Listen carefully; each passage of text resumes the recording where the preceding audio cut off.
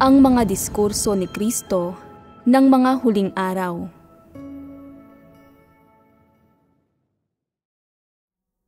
Ang mga kaibahan sa pagitan ng pagbigkas ng mga salita at doktrina at ng katotohanang realidad. Sipi. Hindi nakikita ng ilang lider at manggagawa ang mga problemang umiiral sa iglesia. Habang nasa isang pagpupulong, pakiramdam nila ay para bang wala silang makabuluhang masasabi, kaya't pinipilit na lamang nila ang kanilang sarili na magsabi ng ilang salita at doktrina. Lubusan nilang batid na ang sinasabi nila ay mga doktrina lamang, pero sinasabi pa rin nila iyon. Sa huli, maging sila ay nararamdaman na ang mga salita nila ay walang kwenta at hindi rin ito nakapagpapatibay ng kanilang mga kapatid. Kung hindi mo alam ang problemang ito, bagkus ay may katigasan ng ulo ka lang na patuloy na nagsasabi ng mga ganoong bagay, ang banal na espiritu ay hindi kumikilos at walang pakinabang sa mga tao. Kung hindi mo pa nararanasan ang katotohanan, ngunit gusto mo pa ring magsalita tungkol dito, anuman ang sabihin mo, hindi mo magagawang tumago sa katotohanan. Ang anumang sabihin mo pa ay magiging mga salita at doktrina lamang. Maaari mong isipin na medyo may kaliwanagan ang mga ito, ngunit mga doktrina lamang ang mga ito. Hindi katotohanang realidad ang mga ito. Gaano man nila subukan, hindi magagawa ng sino mang nakikinig na makaunawa ng anumang totoo mula sa mga iyon. Habang nakikinig, maaaring maramdaman nila na tumpak naman ang sinasabi mo, ngunit pagkatapos, ganap nila itong malilimutan. Kung hindi ka magsasalita tungkol sa mga aktwal mong kalagayan, hindi mo maaantig ang puso ng mga tao at hindi ito maaalala ng mga tao pagkatapos nila itong marinig. Wala itong maibibigay na kapaki-pakinabang. Kapag nakatagpo ka ng isang sitwasyong tulad nito, dapat ay may kamalayan ka na ang iyong sinasabi ay hindi praktikal. Hindi makakabuti kanino man kung magpapatuloy ka sa pagsasalita ng ganyan. At magiging mas nakakaasiwa pa kung may magtatanong na hindi mo masasagot. Dapat kang huminto kaagad at hayaan ang ibang taong magbahagi. Iyon ang magiging matalinong desisyon. Kapag ikaw ay nasa isang pagpupulong, at may alam ka tungkol sa isang partikular na issue, maaari kang magsabi ng ilang praktikal na bagay tungkol dito. Maaaring ito ay medyo mababaw, ngunit maiintindihan ito ng lahat. Kung palagi mong gustong magsalita sa mas malalim na paraan upang mapabilib ang mga tao, at tila kailanman ay hindi mo ito maipaabot, dapat mong bitawan na lang ito. Ang lahat ng iyong sasabihin magmula noon ay magiging hungkag na doktrina. Dapat kang magpaubaya sa iba bago mo ipagpatuloy ang pagbabahagi.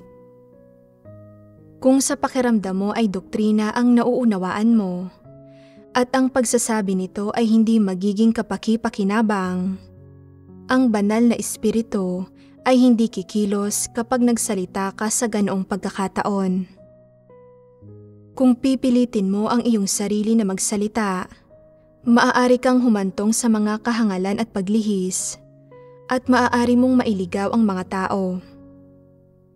Karamihan sa mga tao ay may napakahinang pundasyon at mahinang kakayahan na hindi nila maunawaan ang mas malalalim na bagay sa maikling panahon o madaling maalala ang mga ito. Sa kabilang banda, pagdating sa mga bagay na baluktot, ayon sa regulasyon at doktrinal, sila ay medyo mabilis makaunawa. Kaysa man nila, hindi ba?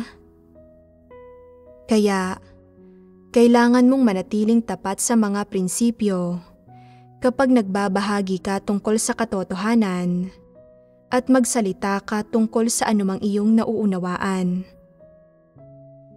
May kahambugan sa puso ng mga tao at kung minsan, kapag namamayani ang kanilang kahambugan, nagpupumilit silang magsalita kahit na alam nila na ang kanilang sinasabi ay doktrina. Iniisip nila, baka hindi mahalata ng mga kapatid ko. Babaliwalain ko ang lahat ng iyon para sa kapakanan ng aking reputasyon. Ang pag-iingat sa imahe ang mahalaga ngayon. Hindi ba't isa itong pagtatangka na linlangin ang mga tao? Ito ay pagiging hindi tapat sa Diyos. Kung ito ay isang tao na may anumang katwiran, siya ay magsisisi at makakaramdam na dapat na siyang huminto sa pagsasalita. Madarama niya na dapat niyang baguhin ang paksa at na dapat siyang magbahagi tungkol sa isang bagay na mayroon siyang karanasan o marahil tungkol sa kanyang pagkaunawa at kaalaman sa katotohanan. Kung gaano karami ang nauunawaan ng isang tao, ganoon karami ang dapat niyang sabihin. May limitasyon sa mga praktikal na bagay na pwedeng sabihin ng isang tao, gaano man karami ang kanyang sinasabi. Kung walang karanasan, ang iyong mga imahinasyon at iniisip ay teorya lamang, mga bagay lamang mula sa mga kuro-kuro ng tao. Ang mga salitang katotohanan ay nangangailangan ng tunay na karanasan upang maunawaan, at walang sino man ang ganap na makakaunawa sa diwa ng katotohanan ng walang karanasan, at lalo nang hindi lubos na maipapaliwanag ang kalagayan ng pagdanas ng isang katotohanan. Kailangan mong magkaroon ng ilang karanasan sa katotohanan upang magkaroon ka ng praktikal na sasabihin. Hindi ito nangyayari ng walang karanasan. At kahit pa mayroon kang karanasan, mayroon ka pa rin ito sa limitadong paraan.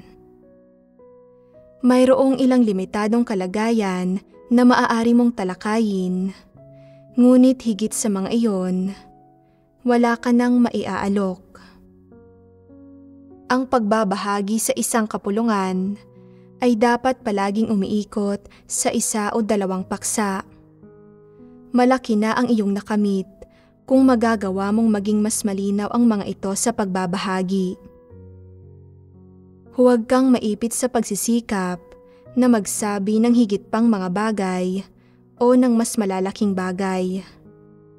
Walang sino man ang makakapagpaabot ng anuman sa ganoong paraan at wala itong pakinabang kanino man. Ang mga pagpupulong ay tungkol sa paghahalinhinan sa pagsasalita. At hanggat praktikal ang nilalaman, ang mga tao ay makikinabang dito.